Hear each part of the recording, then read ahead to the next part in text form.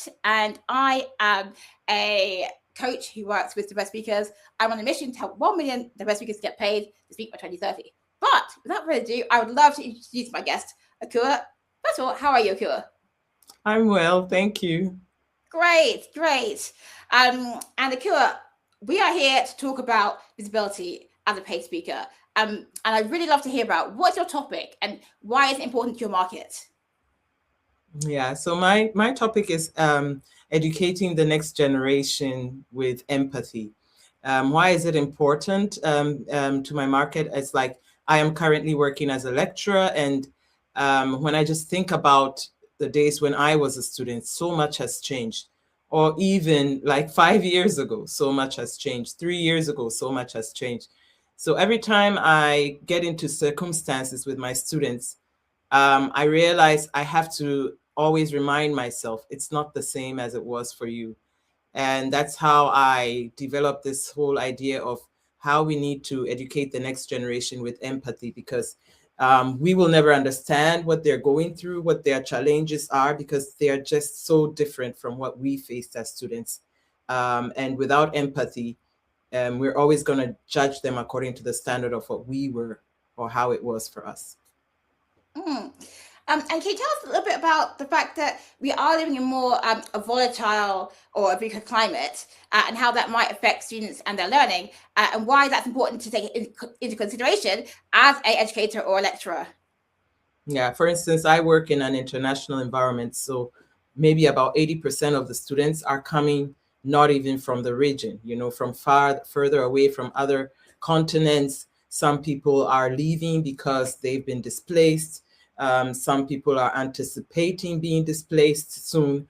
Some people they don't have any foreign agencies in their country, so they have to move to other countries for several months to go through visa application processes. So, and all the volatility of the world today, where things that one never even expected to happen in Europe suddenly start happening. And political unrest within societies. So you never know the situation of the person sitting in front of you. That's very true. And speaking of, the world being very different to, when we were perhaps at higher education institutions or learning and getting ourselves educated, how would you say that the introduction of AI has impacted on students' learning and how teachers are teaching today? Yeah, and the introduction of AI is something I have to, because I teach, one course that I teach is academic English and academic writing. And with this course, it's really challenging because with other courses, you can find other ways to test the knowledge of the students without necessarily having them to write in ways like just spontaneously letting them do things that just come from within, or just doing role plays and stuff like that within the classroom. But when it comes to academic writing, you want the goal of the learning is to see if you can write an academic paper.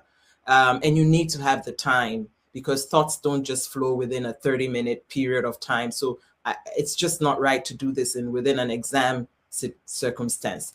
But like giving it to the students to go and do and write and come back is always challenging, because if people do not work gradually and then are overwhelmed at once to have to submit something, it's so easy to just click a button and try to use AI. How I am trying my best to counter that is to divide these tasks into piecemeals and let them do it. Let's do it together in class. So even if somebody is tempted to go to AI, in the class, you wouldn't go to AI. You have to sort of create something that's from you. And so whether people are using AI or not, they can still learn some skills. And we do want to use AI, but if you are learning a skill and you use AI to produce that skill, then you don't learn the skill. Yes, and that's a very good point. I think whilst AI does help us, as you say, in a click of a button to create very quickly and very fast, if we actually wanted to learn something, we need to actually think about how we're going to do that effectively by actually, going through a process where we are breaking it down, and being involved more intimately in that learning process, as you're saying, in the classroom or even by ourselves, and actually in some ways potentially defaulting back to non-mechanical means. Yes. So I think that's a really important point that you've made there. And so just sticking with this point, how has the academic world responded to the fact that the AI is now out of the bottle? Are there any guidelines around how students may or may not use AI with their assignments? Yeah, there are guidelines, but I don't know, many students might think that you won't find out, or I don't know.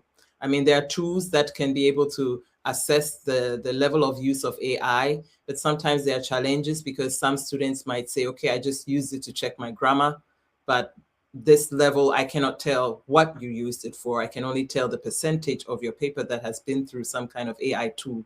So I also tell students, it's better to get your grammar a little bit wrong than to, yeah, I mean, it's because also if you just come with a tailor cut paper, and I know you personally in class, so that's another thing. Like it's with the AI, in every industry actually, because of AI, we need more interpersonal relationships, and we need to be more human. So once I know people, I can tell if they have written this with AI or not, because that's not the language you use, that's not your language, and if you're now producing some kind of abstract kind of sentences that never end, I know it's not from you.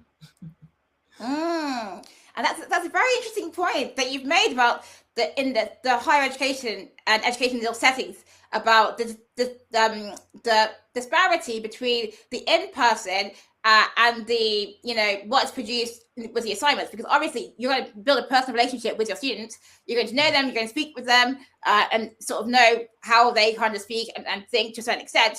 I mean, obviously you would expect that to translate to roughly to what they're going to write in their assignments. Obviously it's not going to be word for word, but you would get a sense of what you'd expect. And then I think that the students will not be thinking about this point, because they'll be thinking, well, actually, everyone's using AI as a tool. It's out the box now, and it doesn't really matter that the fact that my lecturer knows that I don't have perfect grammar. Exactly. One thing I tell students, for instance, you can use AI, for instance, if you read an article and it's just so complex that you can't really wrap your hand around it. You can ask AI to simplify it for you so you understand what it's about. But then when it comes to writing, now there's this what do you call it, mode of writing where we say tell a friend. So now AI has explained to you what it means. You've understood it. Now try to tell a friend what you've understood. So you're definitely not going to use word for word the words that you learned from someone else. Like if we have this conversation and later someone asks me, what was it about? There's no way I'm going to say word for word the words you used. I'm going to paraphrase them or summarize exactly what you said. And so in this way, if you just go and just pick an article, let AI explain it to you, and then now you understand, okay, this is what you're trying to talk about. And then you go to another friend and relay the information you got without this AI information in front of you. There's no way it's going to bring a problem. The problem is when we don't want to put any effort at all and just copy paste whatever AI gives us. Yes. We do want to make sure that we need to think. In fact, one of the things that I say with AI usage is think more, don't think less. Exactly. And it's an irony, because that it's so easy, as you said, so quick, just click, that you think that I don't need to think, but actually you need to. This is why you need to think absolutely more and more and more and more and more, because the output is actually dependent on what you've actually input. It's, the adage is garbage in, garbage out, and I think a lot of people are not thinking like that deeply into it. They're thinking, well, I just want to get the result. I just want the thing summarized. I want the assignment done. I want the content produced, whatever the thing may be. But actually, we still got to remember that people, as you would say, know us from before. So there's going to be like a difference if you're not training your AI tools properly. But people are going to be like, well, is that really Akua? Exactly. Like, last month she was saying, oh, this, and then this month she's something very different. Exactly. So we definitely need to be mindful. So just to conclude on your speaking topic, let's just remind everyone. So remind us of that topic again, and remind us of like why you think that it's important now more than ever for your market to be thinking about this and how it affects people's academic performance. Yeah, so the topic is educating the next generation with empathy. The next generation is not any a favor we're doing them, because they are our life. They are our lifeline. They're going to take up everything that's working or not working now and make it better or continue to let it work. And so we're doing ourselves a favor when we try to put ourselves in their shoes and feel how it could be with all the distractions, with all the volatility, how nothing is as secure as it used to be. And there's not even guarantee of whether they're going to be able to even use their knowledge, and trying to put ourselves in their shoes and find a way out how we can help them to acquire the skills that they need with AI, without AI, with all the social media distractions. How can we help them navigate learning and getting their learning goals achieved with everything that's going on, although we have not experienced it. And who are the main audiences for this talk?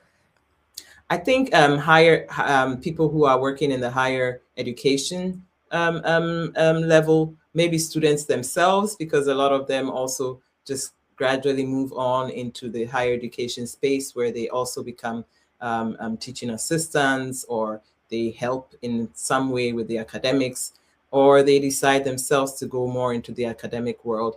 But I think it's mainly focused on people who are educators, and maybe industry players, because if we don't give the right education, you won't have anyone to fill in your gaps. Great, no, fantastic. So you were recently on the Paid Speaker Visibility Sprint. That was a 7-day challenge where it's all about, building and flexing our visibility muscle. So the first thing I want to ask you is, why did you join the challenge? Why did I join the challenge? I love challenges. It's good to challenge yourself. I'm here and there writing a post or another, mainly when something happens or I go for an event and I had a topic and maybe I talk about it. But I'm not this person who is very, like, I don't have any planned program, like I'm going to post regularly. I thought it made sense. I mean, if you want people to know that you're out there, then you have to put yourself out there. And when is a better time when you are surrounded with like-minded people and we're all doing it together? And I think that I thought it would be fun. And let's see what comes out of it. Fantastic. So I guess, you decided that you were going to do it. It was something that you've been working on. What for you was, the main shift? Like, how did you find, like, doing that 7 days in a row when you hadn't been doing that in the past? Did you find it hard? Did you find it easy? Like, what did it make you think about, or what changed for you? For me, for instance, like for the past, let's say 5 years before 2025, I was working as a software engineer, and I pivoted into lecturing more in 2025. So anytime I was going to post, I was thinking like, okay, people are going to look at my profile. Who am I? Why should I post about this? And I was always challenged, like, what is my message? I have something to say, but like, what message do I have that aligns with who I am now? And just the challenge, deciding to go on this challenge, made me start to think, what is my message? First of all, that was my first win. And then, what do I want to say about this? And then I realized I have a lot to say.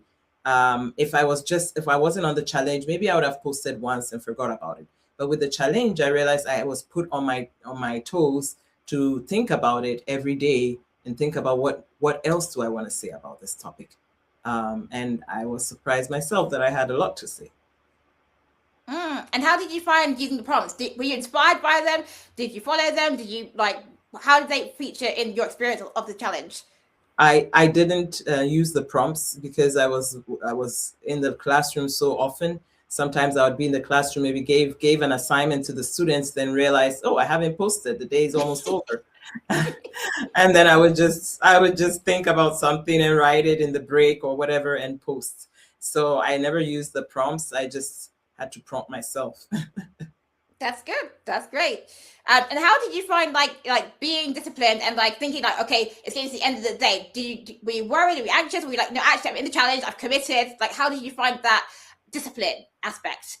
Yeah, so I think I'm generally like I went to a secondary school run by nuns, so either I'm doing it or I'm not doing it. That's my policy. So it's like once I do it, then I have to do it well. So there were some of them where I had or like when I was in the flow, I created more than one post at a time. Mm-hmm. And there were some of them where it was like, okay, the day is almost over, you haven't created anything, and then I had to think a little bit.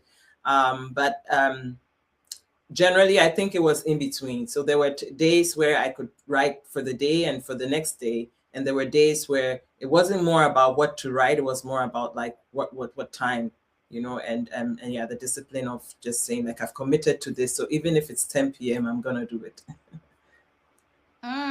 And how did you find that people responded? I know you're quite busy and you have a lot of things to do, but like when you had the time to kind of see who had liked or commented, how did you find that compared to previously?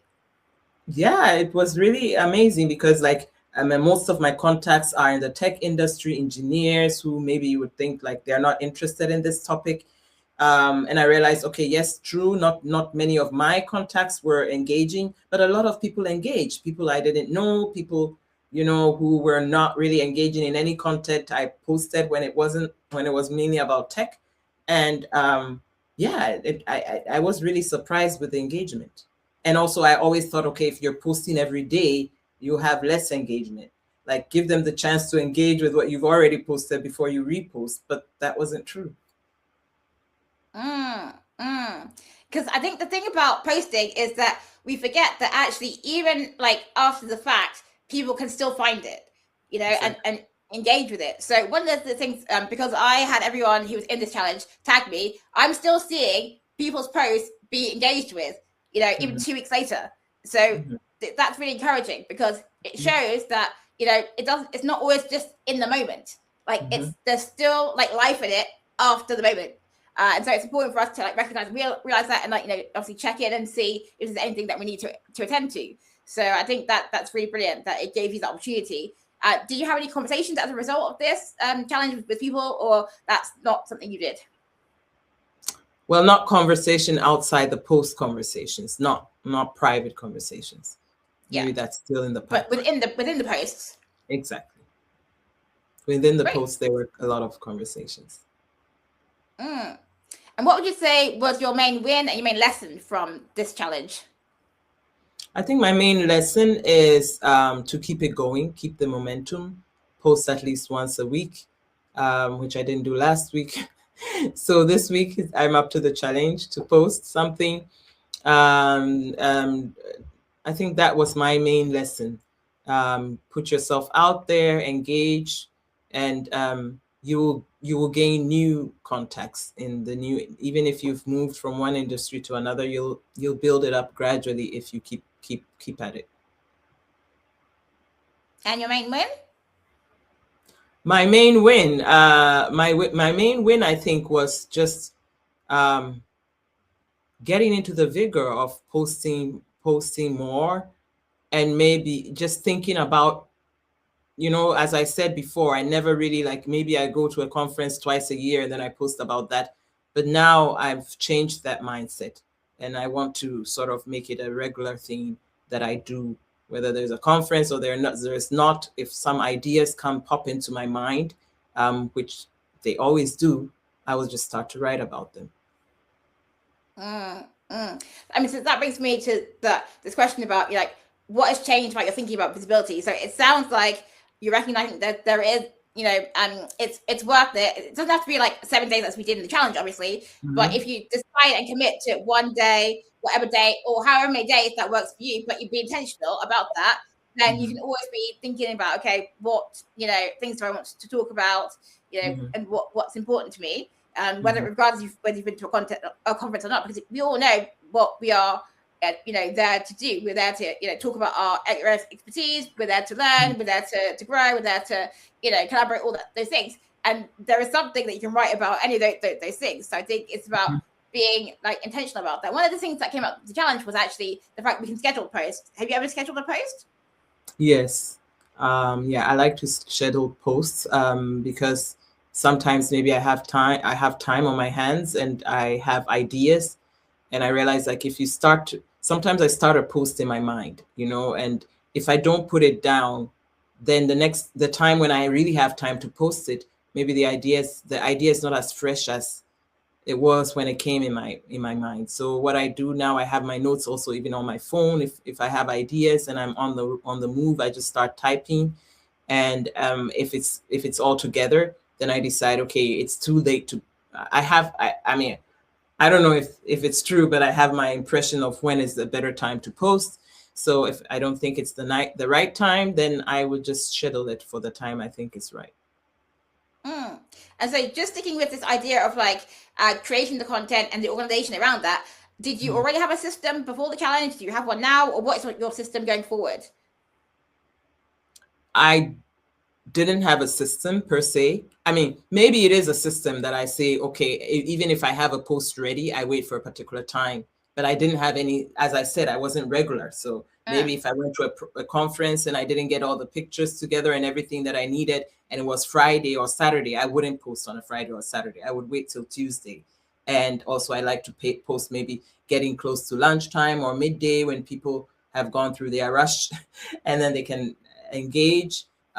These are ideas that I have about posting. So this is sort of my system. But as I said, when you just have 1 or 2 posts in a month or in 3 months, then the system doesn't even really make sense or make any difference. But now with this system, what I had before of when I want to post, and with the idea that I want to do it at least once or twice a week, then anytime I have thoughts, I will, my idea now is that I have the thoughts, I put it in my notes, I round it up, put everything together and put a date on it. And if I know, okay, this is the date that I want to post it, then I can schedule multiple posts, and then they just keep releasing as the time comes.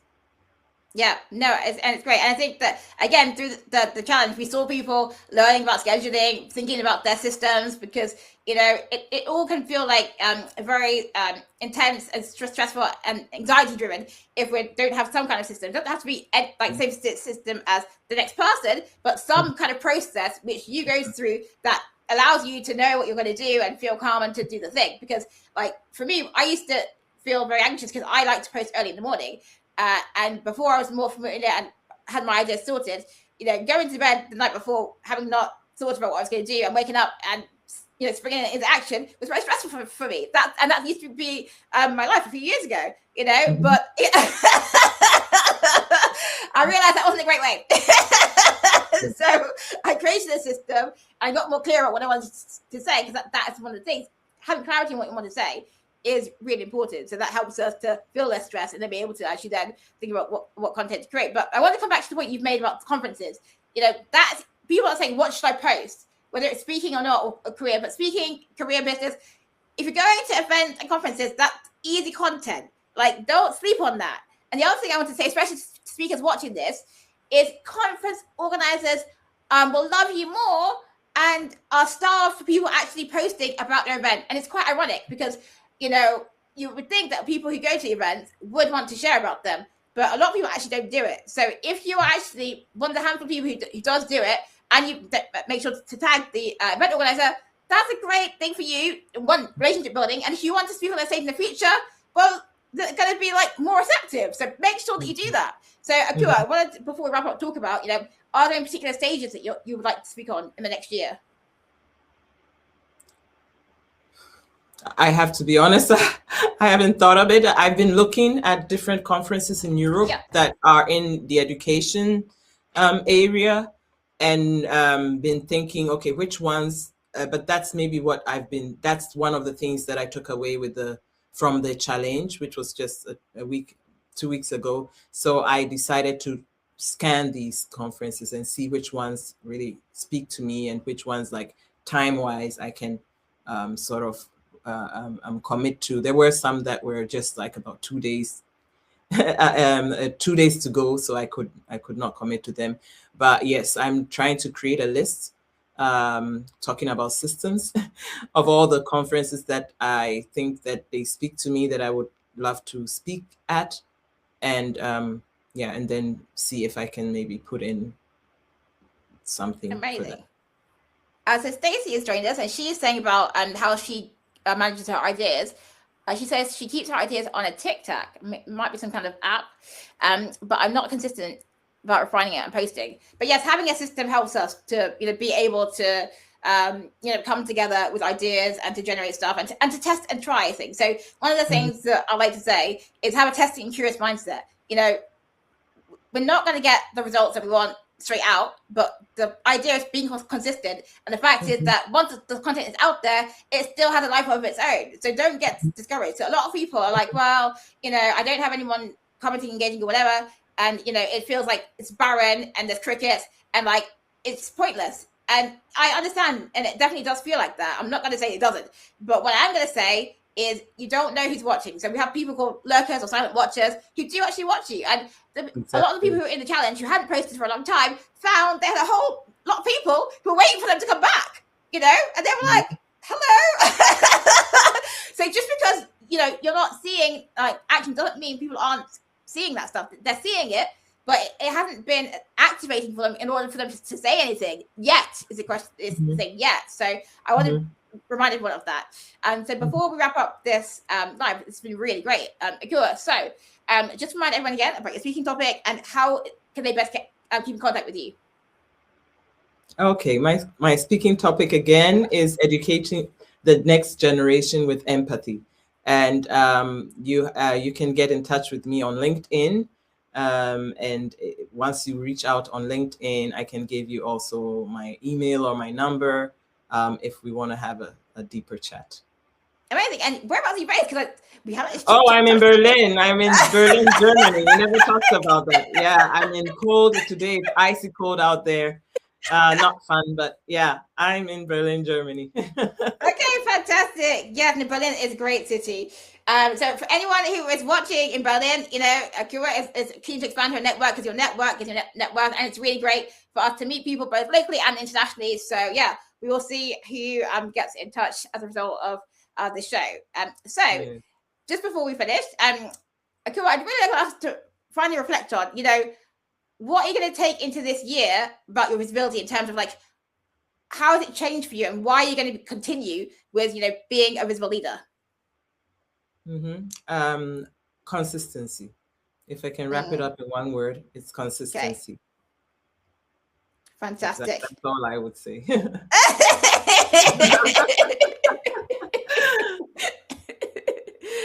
So yes, you heard it, consistency. So I think that's about choosing, the cadence that you can manage that's sustainable for you in terms of your content, and the fact that you have to create content, you've got to have a system and a process. So, it isn't just the fact that you say you're going to do 1 day, 3 days, whatever it is. It's then being able to say, what time am I going to put aside to actually create that stuff? And how am I going to actually make sure that I can do this in terms of using scheduling or, tools or apps or whatever you want to use. But the point is that you need to think it through so that it can be sustainable and it can be manageable. And to remember that, it takes time for people to realize that you are, back if you haven't been consistent, as Ekua said. Faith has also joined us and saying, really great live, Ekua, and both Ekuas, in fact. You can't make this up. Sometimes I wish I was Ekua. In Germany, everybody wants to call me Ekua, so. Okay. Yeah. Fair enough. Okay, well, thank you all for joining us. We will be back again for another episode. In the next few. Well, we've got another one, I think, at 1. The next one after that is 2:30, and the next one after 3:30. So please stay tuned all day. Watch live on replay. Thank you so much, Ekua. We appreciate your time, and we will see you next time. Take care. Thank you. Bye. You're welcome.